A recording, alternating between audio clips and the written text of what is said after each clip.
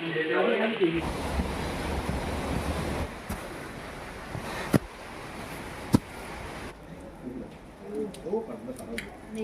Everyone, welcome to vlog 3 of Manali trip. ఈ వీడియోలో మనాలిలో one of the famous place సప్తఋషుల్లో ఒకలైన వశిష్ఠి మహర్షి టెంపుల్కి అయితే వెళ్ళబోతున్నాం. నేనున్న హోటల్ నుంచి టెంపుల్ అయితే 3.1 కిలోమీటర్స్ బై వాక్ అయితే వెళ్ళబోతున్నాను. క్యాబ్స్ కూడా అవైలబుల్గా ఉంటాయి. 500 to 700 అయితే క్యాబ్స్ తీసుకుంటారు. సో హాస్టల్ నుంచి అయితే స్టార్ట్ అయిపోయాను. సో అందువేలో చాలా మంచి లొకేషన్స్ అయితే ఉంటాయి, అవన్నీ కూడా కవర్ చేసుకుందాం. సో చూసారుగా, ఇది ఒక ఖాళీ ప్లేస్ అనమాట. మంచు పడడం వల్ల ఇది ఒక బ్యూటిఫుల్ టూరిస్ట్ సైట్లా తయారైంది. సో ఇప్పుడు మనం నెహ్రూకుండ్ బ్రిడ్జ్ మీద అయితే ఉన్నాము. సో ఈ బ్రిడ్జ్ మీద నుండి బేస్ రివర్, హిమాలయస్ వ్యూ అయితే చాలా ఎక్సలెంట్గా ఉంటుంది. సో సీసు, రోహతంగ్ పాస్ వంటి ప్లేసెస్ క్లోజ్ చేయడం వల్ల చాలామంది టూరిస్టులు ఈ ప్లేస్ని అయితే విజిట్ చేస్తున్నారు. సో చూసారు కదా, చాలామంది విజిటర్స్ అయితే ఉన్నారు. ఇక్కడ స్నోలో అయితే గేమ్స్ కూడా ఆడుకుంటున్నారు.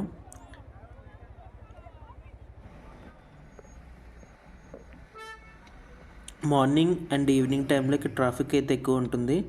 సోలాంగ్ వ్యాలీ వెళ్ళడానికి కూడా ప్రజెంట్ ఇక్కడి నుంచే కార్స్ అయితే అవైలబిలిటీగా ఉన్నాయి, అందుకే ట్రాఫిక్ అయితే ఎక్కువగా ఉంది.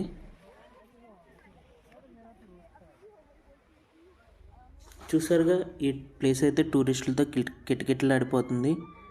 మంచుతో కప్పబడిన బ్యాస్ రివర్ వ్యూ అయితే చాలా బాగుంది.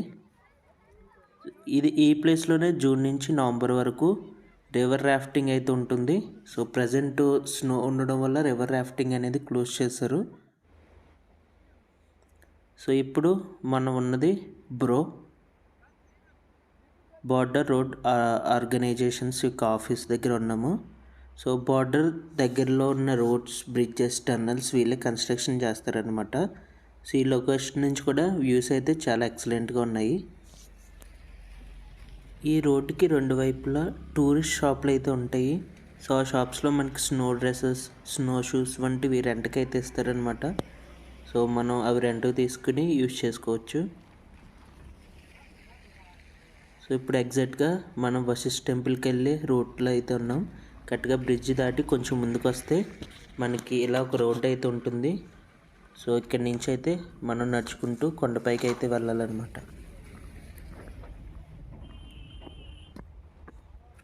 సో ఈ రూట్లో వెహికల్స్ అయితే వెళ్ళవు, మనం నడుచుకుంటూనే వెళ్ళాలి. సో వెహికల్స్ వెళ్ళడానికి వేరే రూట్ అయితే ఉంది. సో ఈ రూట్లో మనం వెళ్ళే దారి మొత్తం స్నోతో కప్పబడి ఉంటుందన్నమాట. అందువల్ల మనం చాలా జాగ్రత్తగా వెళ్ళాలి. స్నో షూస్ అయితే కంపల్సరీగా వేసుకోవాలి. సో అవి లేకపోతే నడవడం అనేది చాలా ఇబ్బంది. అలాగే నార్మల్ షూస్ వేసుకోవడం వల్ల మనకి గ్రిప్ లేకపోవడమే కాకుండా అవి తడిచి మనకి చాలా ఇబ్బంది అయితే అవుతుంది. సో ఇలా చిన్న పిల్ల కాలువ పక్క నుంచి మనకి రోడ్ అయితే ఉంటుంది, ఫుల్గా స్నోతో కవర్ అయి ఉంటుంది. సో ఆ వాటర్ సౌండ్ అది చాలా ఎక్సలెంట్గా ఉంటుందన్నమాట. స్నో ఉన్న టైంలో ఈ రూట్ అయితే చాలా బాగుంటుంది. సో అందుకే నేను ఇలా నడుచుకుని ఈ రూట్లో రావడానికి కూడా కారణం. సో ఇక్కడ నుంచి ఎక్సలెంట్ వ్యూస్ అయితే ఉంటాయి, అవి కూడా మనం చూసుకోవచ్చు. స్నో లేని టైంలో మనం కార్స్ అండ్ బైక్స్ వేసుకుని ఇక్కడ వరకు అయితే మనం రావచ్చు అనమాట. కానీ ఇక్కడ నుంచి మనం బై వాకే వెళ్ళాల్సి ఉంటుంది, ఎందుకంటే రోడ్స్ చాలా చిన్నగా ఉంటాయి అన్నమాట. సో ఇలా ఇక్కడికి రాగానే మనకి రైట్ సైడ్ ఒక చిన్న చెక్క బ్రిడ్జ్ అయితే కనిపిస్తుంది.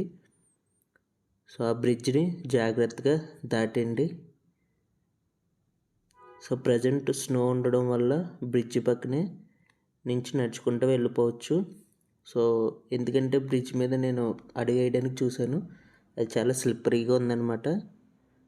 చిన్న తేడా జరిగినా మనం ఆ లోయలో పడిపోతాం. సో బ్రిడ్జ్ పక్కనే చిన్న చిన్న రూట్లో ఉంది.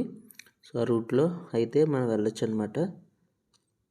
సో ఇక్కడి నుంచి మనం చాలా జాగ్రత్తగా అయితే వెళ్ళాలి, ఎందుకంటే ఫుల్గా స్నో అయితే ఉందన్నమాట.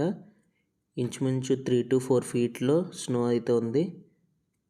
సో జాగ్రత్తగా మనం చిన్న చిన్న అడుగులు వేసుకుంటూ అడుగు కూడా బలంగా వేయాలన్నమాట, లేదంటే జారిపోతుంది. చిన్నగా జారినా సరే మనం వెళ్ళి ఆ లోయలో పడిపోతాం అనమాట. సో చూసారు కదా, ఇలా లోయలో ఉంటుందన్నమాట. స్నో మెల్ట్ అవుతున్నప్పుడు అయితే ఇంకా డేంజరస్గా ఉంటుంది. అప్పుడు బాగా ఈవెన్ స్నో షూ కూడా జారుతాయి అనమాట. నేను కూడా 2 టైమ్స్ ఆల్రెడీ పడ్డాను. సో ఇలా మనం వెళ్తున్నప్పుడు పక్కన చిన్న చిన్న రాళ్ళు అవి ఉంటాయి. కావాలంటే మనం ఆ రాళ్ళని సపోర్ట్ తీసుకోవచ్చు. సో ఇలా మెట్లలా ఉంటాయన్నమాట. సో దీని మీద నుంచి మనం నడుచుకుంటూ వెళ్ళాలి. కానీ చిన్నగా జారిన ఆ పక్కన ఉన్న కాలువలో పడిపోతాం.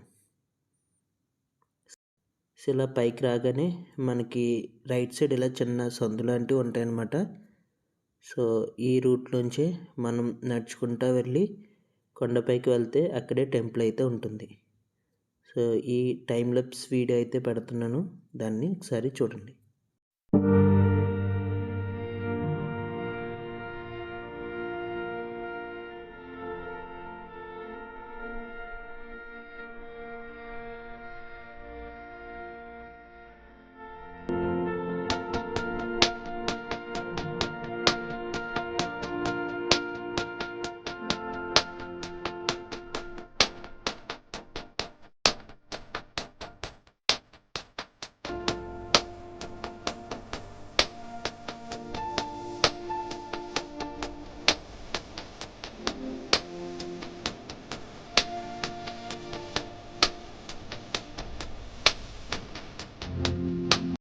ఫైనల్లీ మనం టెంపుల్ దగ్గరికి అయితే వచ్చేసాము.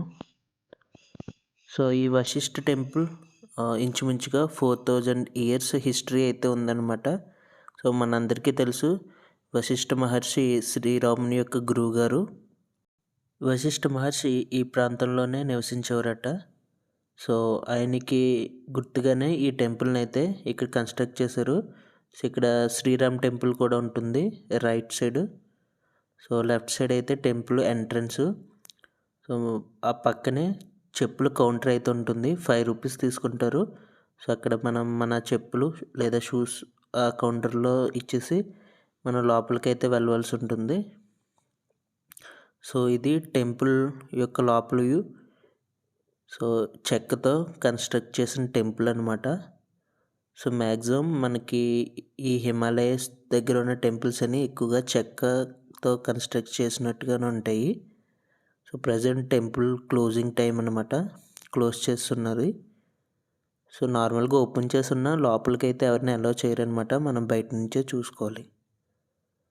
సో టెంపుల్ పక్కనే మనకి ఇలాగ హాట్ స్ప్రింగ్స్ అయితే ఉంటాయి. సో ఇది ఇక్కడ ఈ వాటర్ అనేది భూమి లోపల నుంచి వస్తుంది అనమాట. సో ఎంత చల్లగా ఉన్నప్పటికీ ఈ వాటర్ అయితే చాలా వేడిగా ఉంటాయి అనమాట. చూసారు కదా ఎలా పొగలైతే వస్తున్నాయో. సో పురాణం ప్రకారం సో వశిష్ఠ మహర్షి స్నానం చేయడానికి లక్ష్మణుడు అయితే ఈ హాట్ స్ప్రింగ్స్ అనేది క్రియేట్ చేశారని ఉంటుంది. సో ఇప్పుడు మనం ఎంటర్ అవుతుంది శ్రీరామ్ టెంపుల్. సో దానికి ఆపోజిట్లోనే టెంపుల్ ఉంటుందన్నమాట. ప్రజెంట్ ఇది కూడా క్లోజ్ చేసి ఉంది. సో ఇది కూడా సిమిలర్గా ఉంటుంది కన్స్ట్రక్షన్. సో ఎక్కువ వుడ్తో ఉంటుందన్నమాట మొత్తం ఆర్కిటెక్చర్ మొత్తం. ఇక్కడి నుంచి వ్యూస్ కూడా బాగుంటాయి.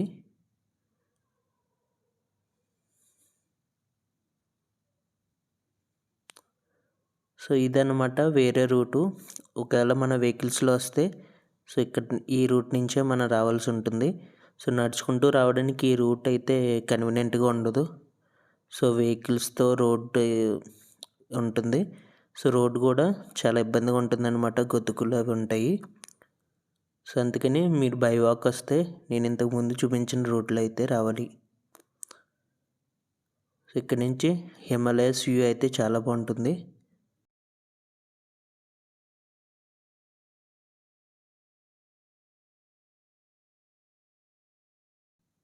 సో ఇలా ఈ రూట్లోనమాట వెహికల్స్ వస్తాయి.